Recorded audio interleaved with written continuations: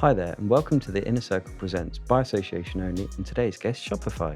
I'm joined by Ben. Hi, Ben. Hi, George. How you doing? I'm doing really good. How are you? I'm all right. Yeah, Nice. thanks for having me.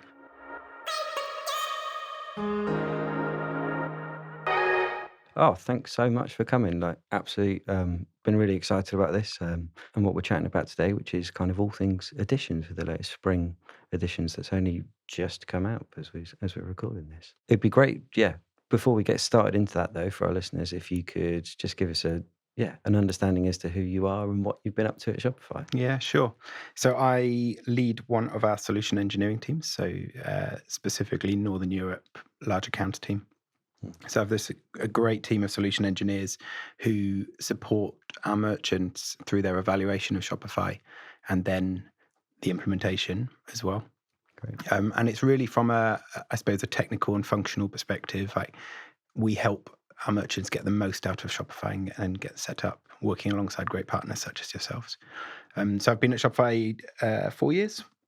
I was a solution engineer for most of that, and then stepped into the lead role in April this year. Before Shopify, I was at an agency as well, actually, across a variety of different roles.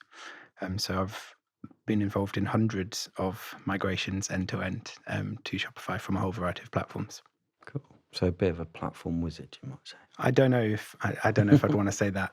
Certainly seen a lot of Magento at this point, Oh, fair. as probably all of us have. Yes. Yeah, and I live in Exeter, Devon, very beautiful rural part of the UK in the southwest. 2 young kids. Nice. Yeah. Well, thanks so much for heading up north to London. Yeah, absolutely. Nice. Well, yeah, as I say, we're kind of here today to talk about editions. I think internally we all get so excited about it when it's coming around. We sort of, Christmas is coming, editions first, and then Christmas, and then, summer or spring as it's now, I guess, for this latest. I thought it'd be a good starting off point though. I've always wanted to know what it's like inside at Shopify once, editions is coming. How much do you know in advance? How much is it shot to the day? Like, how much of a buzz is there about the place as you're kind of in the build up to it all? There's an enormous buzz. Mm-hmm. I would say that my emotions towards edition are mixed. I have a lot of excitement, but it is also pretty overwhelming because, you feel like you've just grasped maybe the last 150 updates to the platform that we made. Yeah. And then here come the next wave, which is amazing. It's an amazing position to be in, but it can be overwhelming to keep up. We should know a lot about what Shopify can do, and that can be hard to keep up with, as you well know. In terms of what do we know ahead of it, we know some. We do know some. We're quite close to the product team with our day-to-day jobs, and so we have an awareness of what is being built. We have to be really careful because we are internally deliberately agile with what we're building and when we're going to roll it out, because it means we can pivot really quickly. Yeah. And if we talk about it, it's harder to then pivot. Yes. Fair. So if you look at the rate of innovation in agentic commerce, and so that has been made possible by us being able to pivot away maybe from some other things, which, had we talked about them too much, it would have been difficult to pivot away from, because resource is finite, as always. Yeah, absolutely. Even with AI. And that has enormously increased the pace at which we can go. Yeah, I bet. Yeah. Oh, nice. That's amazing. Yeah. Do you know, I suspected that was kind of it, that you'd know some, but not all. Yeah, it must be even eye-opening for you guys then, I guess, on release day. Yeah, absolutely. And the thing that we never get until the actual day is the sort of how the story all comes together. We have awareness of a variety of different features and projects, particularly if they relate to something that we're actively working on with a merchant and building towards. But how that all comes together into the theme and the storytelling of the edition site, with like the everywhere piece, like we didn't know any of that until it came. That was kept deliberately tight within the marketing team. That's cool. So that just adds that extra sprinkle of buzz. It does. Then, yeah. And it's always a fun moment to load up the website and start scrolling through. Particularly, like we've started to. I feel like there's like a Mercedes AMG type thing of, it's just the top level creativity and engineering for online. So it's an amazing website to even just browse through, regardless of the content. Yeah, absolutely. I mean, how many was it? Over 150? Was it one of the biggest ones we've had this last one? I mean, certainly over 150, and it seems to have crept up. Initially, the first few editions were over 100. Yeah. The last few have been over 150. So the pace is staggering. It's remarkable. Even, to be honest, even outside of editions, the updates that we see, we sort of subscribe to the feed of like Shopify updates, so we get ping notifications in Slack every time we get stuff come through. Yeah, that's and not for the no, sick. it's not. Some days it's like too many to get through at once. But yeah, great. No, well, with that in mind, we're probably not going to be able to cover all of the updates, but definitely we'll try and capture some of the most exciting ones and sort of how that ties into wider ecom at the moment, really.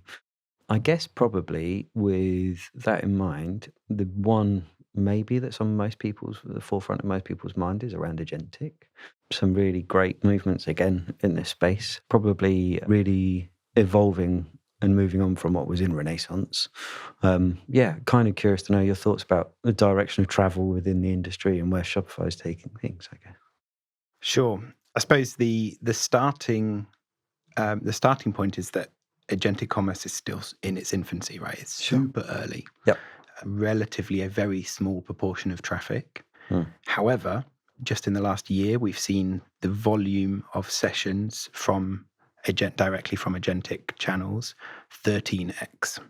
So the trajectory is very clear. Mm-hmm. At the same time, those sessions convert 50% higher. Wow. With a 15% increased AOV on average. Christ. So the value is enormous. Yeah. The trajectory is staggering. Yeah. And so I suppose the core principle here, and we focused on it with the everywhere thing, is something that Shopify always strives to do and always will strive to do, is be a commerce platform that is ready for whatever comes next in commerce. Yeah. And we're delivering capability for our merchants to be wherever our customers are and are going to be. It's amazing that, and the fact that merchants don't have to do, they're automatically enrolled. It's like an opt-out, isn't it, essentially? The catalog's being enriched by the data that lives in the architecture of the product. In some cases, there's enriching still to do. But yeah, the fact that just by being on Shopify gives you that advantage is so powerful.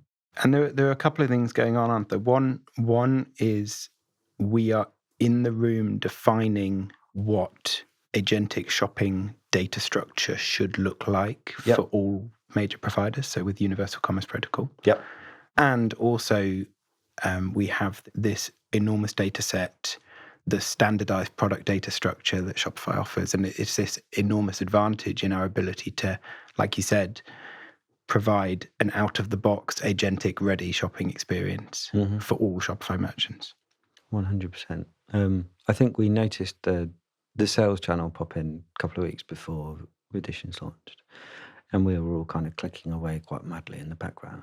And the way that the analytics side of it works with it, I mean, we've had the knowledge base is the app, which is kind of like Search Console that gives you the information about what people are searching for to bring up information. And then alongside that now to get volumes of searches, how much revenue is being made, and being able to tie that into any other part of your, reporting is like, yeah, it's been really, really interesting. And I think for people that have been maybe a bit more skeptical, you've now got numbers to actually start to see the direction of travel. Yeah. And as much as you say, it is in its infancy, you look at the growth rate that people are starting to adopt it, especially in the US, I guess, probably where, you can shop directly within these platforms. But yeah, the US has always been quite a good indicator as what's to come to the rest of EMEA. Yeah, for sure. There's an interesting observation within all of it as well that, so I think on average, product page is like 20% of traffic lands directly on the product page. This is incredibly broad. Obviously, it's industry. It has to be industry specific, vertical specific, and so on. But if you look at the whole of commerce, with agentic, 50% land directly on product page. Wow. Now, that's an interesting thing for brands to start thinking about, right? Because actually, the product page, which was already enormously important, is just going to become even more important. And thinking about how do I make sure that my brand is represented in the way that I want it to be on the product page, and I'm helping users. I'm helping users get out of the product page to understand the broader proposition of the brand and the broader catalog and so on. It's a big design challenge. Yeah, for sure. One we love. What I would say within the verticals we tend to work with, we probably are more 30 to 40% of sessions starting on the product page. Wow. So you're already a lot more ready for that than maybe other industries are. I think so. And as a result, the product pages, I guess, of the brands we work with are super rich. They're, often quite long. There's hopefully video content, brand story, like craftsmanship elements and, sustainability referencing where relevant and all of those sorts of touch points. But absolutely more and more that is going to be, is going to be necessary. And if it's 30 or 40 for those brands now, if agentic goes the way it is it going to be 50, 60? Yeah, indeed. Be even larger. So, yeah, it'll be a really interesting thing to watch for. A lot of things to think about as well, like how do we, if a customer lands directly on a specific colorway or a specific style, sure, you can have a carousel with similar products or whatever, but how do you more intentionally point to the entire style and what else is on offer? How do you weave in brand identity into product specifications and so on, which is where a customer might directly land? Yeah. A lot of fun stuff to think about. 100%. Yeah. I think it's a very exciting space, definitely. With that kind of in mind then, what would you say if brands on Shopify or thinking about moving Shopify, what would be kind of next, like important steps to make sure you're doing now to prepare for where agentic might take us? I mean, focusing on the brands that are on Shopify, because I'd have very simple but probably biased advice to brands not yet on Shopify. And it's not simple, actually. That's an unfair statement. But the advice would be get on Shopify. However, I think that Shopify is taking care of a lot automatically. Yep. And will continue to help merchants refine and continue to build in recommendations of how to refine. So making space to adopt those recommendations, build that in, which is often data cleansing, to be honest. Yep. That's the key thing, is getting your data in the right position, because it can be oversimplified and boiled down to this is another surface similar to SEO, where you are having your data in a position where it's easily readable by agentic shopping channels. It's a very similar premise. Yep. SEO has always been and is always going to be about primarily data integrity and data optimization and so on. And agentic shopping is no different. Yeah. Just having the data in the right place, product taxonomy, all of these different surfaces. And that often is just making the space to crunch through it. Yeah, that's amazing. I think where we're heading to, I guess, with this taxonomy information, I think it's great that it sits directly within the product page now. So it's a task that very easily is, people can slowly work their way through and updating. But for new products, it's very straightforward. But also on batch scale now, you can do it via a CSV upload, which makes things nice and easy. And yeah, to your point, not only will it benefit LLMs and agentic, but your product feeds need that information. It's probably already being enriched elsewhere. But also now, with one of the more recent updates from this last editions is to do with metafields becoming first-class citizens within reporting. We can now see that information directly in our Shopify reports, which I think sounds quite simple, like in terms of categories being there at that level, but it's not historically been something that's easy to drill down into potentially in Shopify. I think it opens the door for so many new insights for merchants going forward. And that it's been a really interesting journey, because meta fields have become enormously important from a data structure perspective and a Shopify's unified database for all things commerce for a business. Yeah. But like you said, to your point, if you wanted to surface insights and so on and analyze, you'd need to be getting it out of the platform. As will be, businesses will always want to visualize data and take information out of Shopify, fine. However, now the analytics suite being able to see directly meta fields, like what that does in terms of scope, and of course Sidekick being able to see and so on, you can see the enormous scope for where that could go and the value it's going to deliver to businesses, because you can feed in so much context from out of Shopify, from other touch points across the business, directly into Shopify, and then surface those in reporting and in analytics in a way that you couldn't before, to just really tie together different views. 100%. It's a world that I don't sit with every day within the development, but our CTO was really keen as soon as Metafields became native within Shopify. We've got to start doing this, and, all new builds. And we started going backwards. We used to use like third-party tools for Metafields previously, and then like Accentuate and things like that. Do you remember that Chrome extension as well for Shopify? I don't remember that one. Before they were natively available within the admin, but they were there just via the API and accessible via Liquid. Okay. You could install a Chrome extension which allowed you to interface with them. It was nowhere near as smooth as we have now. Heady days. Yeah. Nice. The meta object and meta field piece, I think, to be honest, is still underrated actually in many ways. We've got some businesses who they have a headless storefront and they're using meta objects and meta fields to essentially manage all content for almost like a CMS. It can go that granular and be leveraged at that scale. Yeah, that's amazing. And I bet now they're all looking at it going like, great, I can now access all of that information directly in my analytics. Yeah. I think the way the analytics has come on in Shopify in the last 6 months alone is phenomenal. I was really excited again with further improvements that we've seen with the latest editions. I'd not seen them yet, but those visualizations you pointed out to me before we started recording today were really eye-opening. They're going to be, I think, a big part of it. Do you see that as a big push internally at Shopify, that you want to become more of this data visualization and sort of like hub for all business sort of understanding? I don't know if it's specifically we want to become a data visualization tool, though I think with these updates, Shopify is now a data visualization tool in its own right. Yeah. I think it's more that the whole premise of Shopify is to help businesses be able to focus on the things they do best, which is make and sell great product. Yep. And decision making has to be data-led or at least data-informed.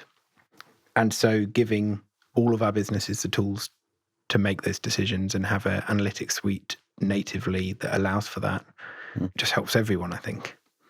Yeah. So I think it's more grassroots than fair.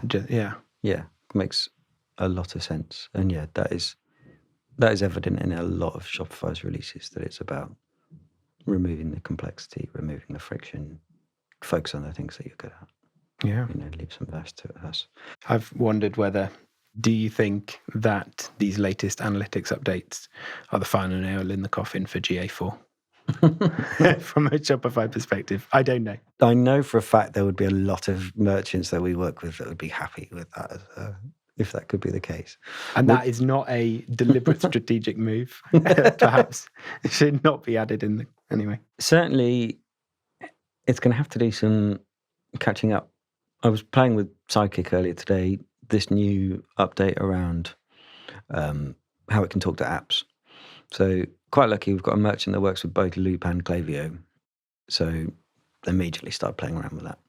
I mean, the use cases are endless. I think the one in the editions release video was about responding to like reviews with the click of a button, and it was like, here's triggered loads of responses. Do you want to send that? Yes, and away it goes. But the information it can read and have access to, I mean, like from a Klaviyo perspective, was mind-blowing. And to then surface that with asking it for insights and actionable advice to move things forward, explaining gaps in your, traffic levels, for instance, or, the world we're moving into is so exciting. Like for me, I think that's the thing I find myself nerding out the most about is the direction of travel for features like this. I feel like I'm in a James Bond film, hacking away. Yeah. Sidekick and its capabilities across now multiple tools is already very, very impressive. But you can see that we've only just scratched the surface in terms of what it could be for a business as a central command center, for your entire technology suite. I agree. Very, very exciting indeed. And I suppose in a world of where we're spending our time toggling between browser tabs to just have a few moments where that is being reduced is a great place to be in. Amazing. And equally, the time to like manually compile some of that information is not to be ignored. Suddenly, to be able to leveraging it and pulling it together in a matter of seconds is, yeah. Again, it's that, to your point earlier. It allows you to get straight into the thing that you want to be doing as soon as possible, rather than the manual. Work. What's the other Shopify tagline? Work harder, not smart. Work smarter, not harder. Not that one. Yeah. Don't work harder. Definitely don't do that. Work smarter. Yeah. One of the other pieces that we rolled out is that Sidekick will carry on working for you whilst you move away and interact across the rest of the admin. Yes. So what that means is even the heavier tasks now doesn't need to slow you down or stop you. You can just let Sidekick carry on and you go off and do your next task. Amazing. And then it will let you know when it's ready. Come back to it. Yeah. The one correct me if I'm wrong, I didn't see it announced in the editions, but I saw it in the when I opened up Sidekick this morning, and it was like there was a list of notifications of new features. Was the fact that it'll also, if it feels like it's not got enough context now, will ask a question rather than diving straight into the task, which is where the more powerful LLMs are working at the moment, is not deciding to fill in the gaps for you, but helping you get to the, a smarter prompt, if you like. That in itself as well, I think is very cool. Yeah, but we're like building all of these capabilities directly into Sidekick that allow you to deliver some of your best work. So when you don't give all of the context, it asks you the question, what about this? Can you clarify? Yeah. Just speeding up that process to you getting exactly the result you intended. 100%. Yeah, because I think that's the thing, isn't it?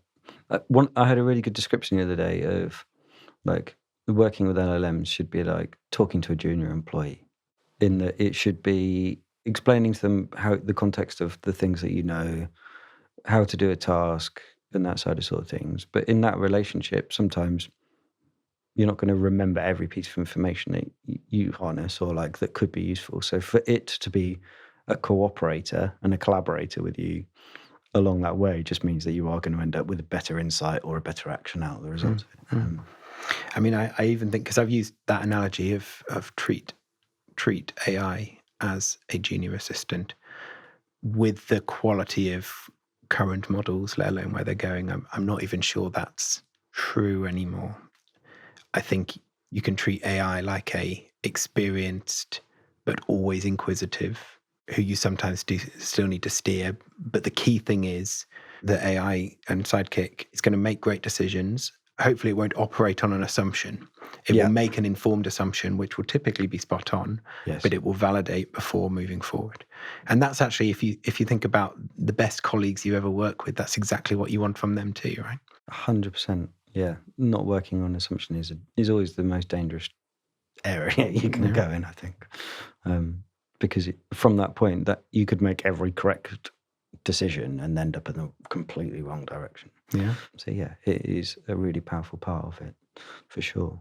I think the basic nature, I guess, of how easy it is to build some of these sophisticated reports now through Sidekick has been something else that I've noticed. If you'd said to me a year ago that I'd be playing with SQL in reporting in Shopify, I'd have been very confused, I think.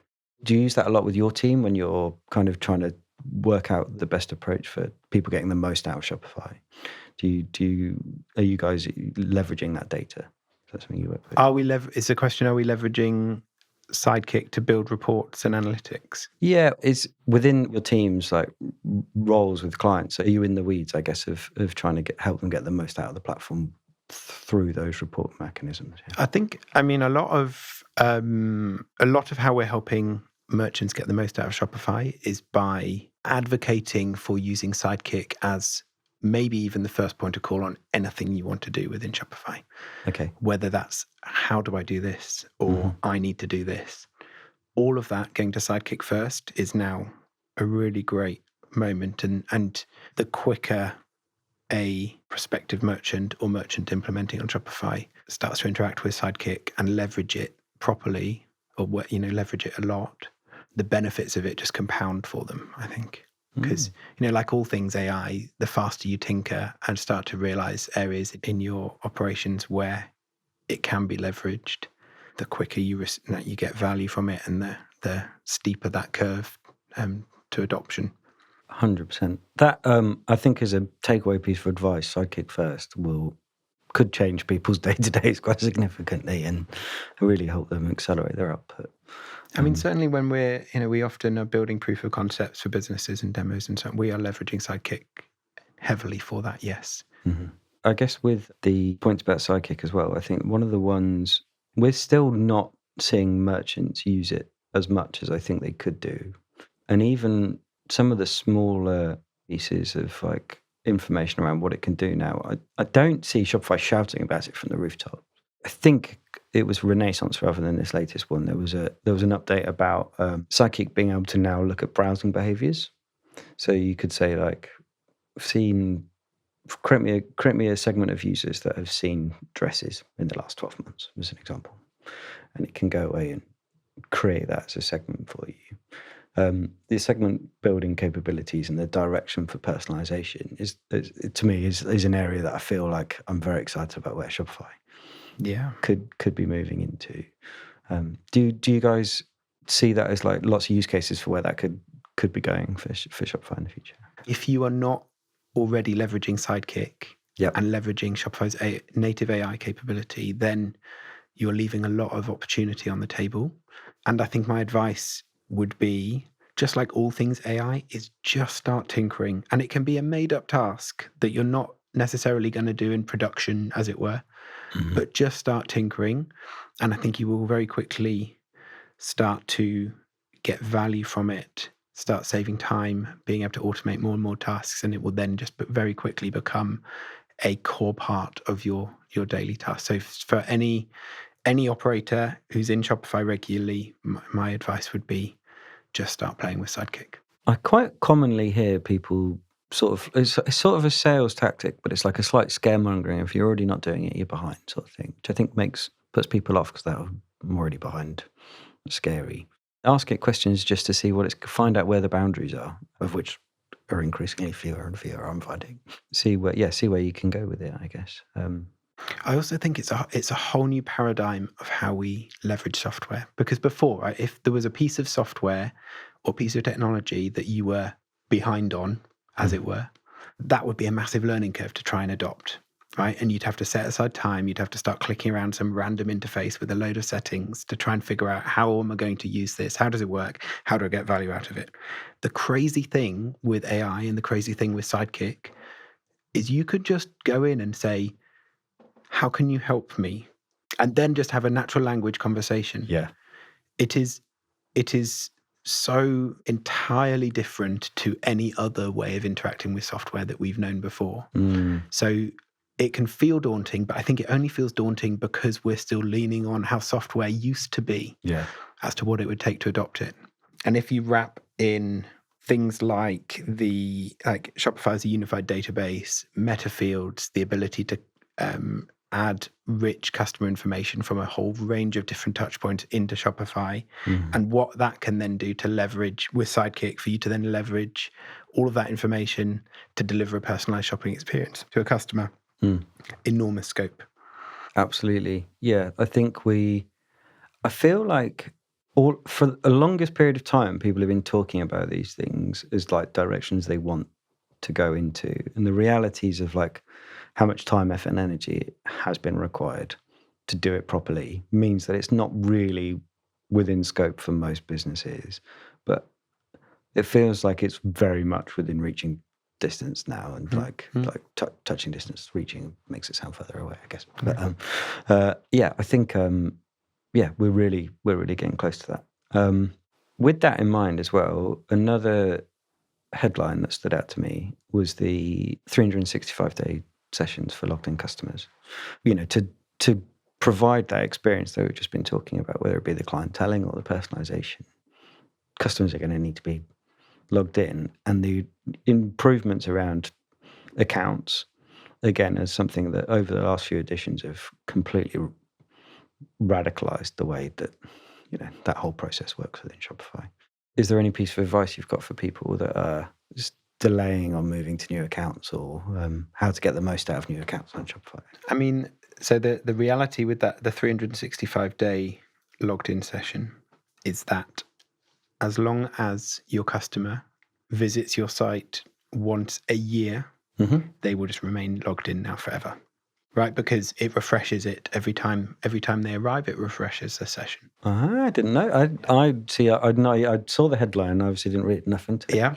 So if you think about what that means in terms of how many of your customers will just remain logged in on your store and authenticated for when they hit your site, that's going to change. I think that will change dramatically. We were at an event recently, and we had have you seen the Magic Mirror experience that we've done as a unified shopping experience? It's quite. Don't think so. What's we that? have this. We did it in collaboration with Rare Beauty. Okay. Where in store they have this Magic Mirror, which is essentially a mirror with a screen behind it and a webcam. Right. You scan the customer, obviously with consent, and they stand in front and they're scanned. We were putting that through our LLM proxy at this event, but obviously Rare Beauty do it with their own tooling. And you can then deliver personalized experiences to the customer based on that scan. So at the event, we were just doing a toast or roast where, depending on whether they had their thumbs up or thumbs down, we'd either compliment their outfit and provide a personalized gift, or roast their outfit and provide a personalized gift anyway. Right. Okay. Wow. And it was quite phenomenal. The roasting was at times embarrassingly brutal. But anyway, we then took that, the meta information that we gathered about the customer by scanning their image, not saving that image because we just passed it through the LLM proxy and then got the meta information back. Okay. So no images were stored. It's quite very important, obviously, for a customer, from a customer data perspective. For sure. Pass that information over to the Shopify POS, where they then checked out with their personalized gift for free. Wow. And then captured that information. Now combine that with the customer is already logged in on the storefront and will continue to be logged in on the storefront. You can deliver personalized experiences in a very technically efficient way because the customer is authenticated on the storefront ongoing. Wow. We are in the future. We are in the future. Yeah, we are. Yeah. As long as the personalized experience on site doesn't continue to roast them, I guess that would be. I think that's important. That is an important nuance. Yeah. But I think the other thing, of course, with Sidekick, building segments used to be very binary, right? It was these specific criteria. Yep. Now we have natural language processing and intent recognition.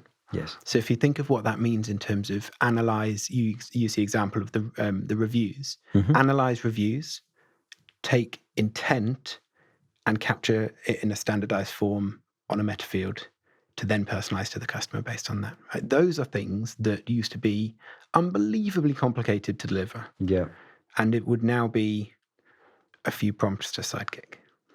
The possibilities are endless. And the thing I worry about the most with it is I start having an idea, and then the more I start playing with it, the more ideas come to my mind, and it becomes this goal of focusing down to make sure that you actually get there through to the end with all of them. Yeah, I would say that's probably where you need to run it by a trusted partner strategist. Another area that I think I saw a lot of updates around was the checkout. So we've known for a long time Shopify's checkout's second most used in the world, probably only behind Amazon. But improved, layout options again. We're starting to see dynamic reordering, localized payment methods for people utilizing Shopify payments as an automatic feature enhancement for people just switched on overnight. I think that in terms of where checkout's going, we've now got, I'd say it feels almost back to parity with the amount of customization options we used to have. But then you throw into the mix the ability to A/B test with rollouts, customizations per market. Have you got any sort of advice that you could think of for merchants to kind of start further improving the checkout rates that they were getting? I think the localization, if you are delivering internationally, the localization capability, there's huge opportunity now. Yeah, more so than ever. I mean, the dynamic payment method reordering piece sounds small, but actually, I think is going to be very powerful, very valuable for businesses, and something that we can just switch on for people. Yeah. But that's a moment where we're able to leverage our very sizable customer data set and commerce and browsing data set and deliver the value of that just directly back to our merchants instantly. So for a customer to just land on any Shopify site globally and see their LPM as long as it's available to them, their LPM prioritized, it's just another moment of friction reduced. Agreed. And they compound, right? It's something that it's been like natively available on, quite often in the journey we'll put payment options on the PDP or the cart for, where it's relevant to businesses and in different industries. And that automatically was kind of looking at what's the most appropriate. So it makes sense to push that through into the checkout. And then especially when there are so many different options now, it's just another friction point removed, which is only going to help conversion rates, right? And then combine it with being able to customize a checkout to different markets, being able to customize, have discounts or VIP tiers per market. All those kind of moments, as well as improved and increased branding capability and all of these things means that I think businesses will be able to deliver a much more personalized checkout experience to each of their individual regions. Yeah. I could sit and talk about this for hours and definitely will continue picking your brains off camera, I think. But one of the things I'm also really keen to talk about today is big topic of conversation with lots of our merchants is around internationalization. Yeah, how have you felt about the direction of travel that Shopify is moving in here? It felt like there's some really good wins in this area in the last roundup. This is an area that I have to sort of rein myself in because I get incredibly excitable about it. And that's because I've been building on Shopify for 10 years now, right? So when I first joined an agency and saw Shopify as a platform, it was great then. Mm-hmm. But from an internationalization perspective, it was very early. And so you ended up in this scenario where you had an enormous number of expansion stores basically per currency. Yeah. And over the last few years, we've just seen that get knocked over. The reasons get knocked over one by one for needing to go down the expansion store route rather than a single store internationalized experience. And there are still good reasons why businesses need to go down and want to go down the expansion store route. Yep. But the thing that I get really excited about is with every edition, and certainly with this one as well, we've just seen more reasons that you're not forced to. Yes.